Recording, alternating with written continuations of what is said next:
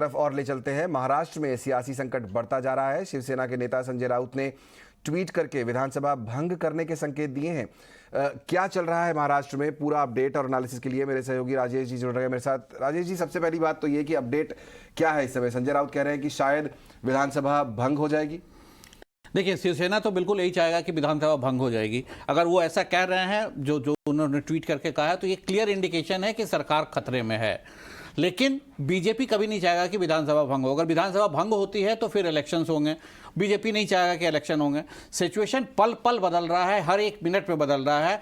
उद्धव ठाकरे ने cabinet meeting बुलाई थी 1 बजे, वो कैबिनेट मीटिंग के लिए तैयार हैं, लेकिन इसी बीच एंटीजन टेस्ट हुआ है और कमलनाथ ने ट्वीट करके बताया कि उद्धव ठाकरे कोविड पॉजिटिव हो गए हैं। दूसरी तरफ गवर्नर जो है होशियारी, उनकी भी रिपोर्ट आ रही है कि वो कोविड पॉजिटिव पाए गए हैं, माइल्ड कोविड पॉजिटिव हैं।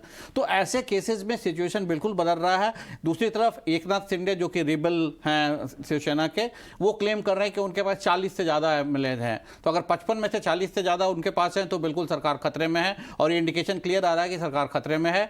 बीजेपी का क्या रुख होगा वो आगे देखने वाला होगा कि वो किस तरह से इस कार्ड को प्ले करती है। क्या एकनाथ शिंदे बीजेपी को सपोर्ट करते हैं? अगर वो करते हैं तो बीजेपी सरकार बना सकती है, लेकिन जो गवर्नर है ये कभी भी डिसॉल्यूशन को नहीं देंगे।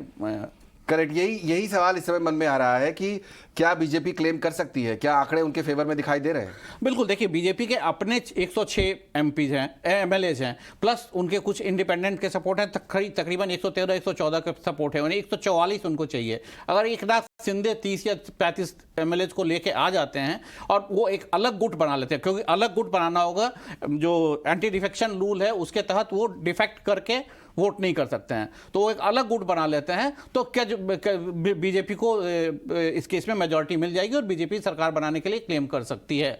लेकिन ऑब्वियसली शिवसेना नहीं चाहेगी कि ऐसा हो, इसलिए वो हाउस पे जाके, वो गवर्नर के पास जाके हाउस को डिसॉल्व करके फ्रेश इलेक्शन कराने की मांग करेगी। करेक्ट, तो देखना पड़ेगा कि यहाँ इस समय उद्धव ठाकरे ने जो बैठक बुलाई है उसमें क्या निकल कर आता है। लेकिन जैसा राजेश जी बता रहे हैं कि वो कोरोना पॉजिटिव भी पाए गए हैं, तो हो सकता है ये जो है वर्चुअल बैठक ही होगी आगे।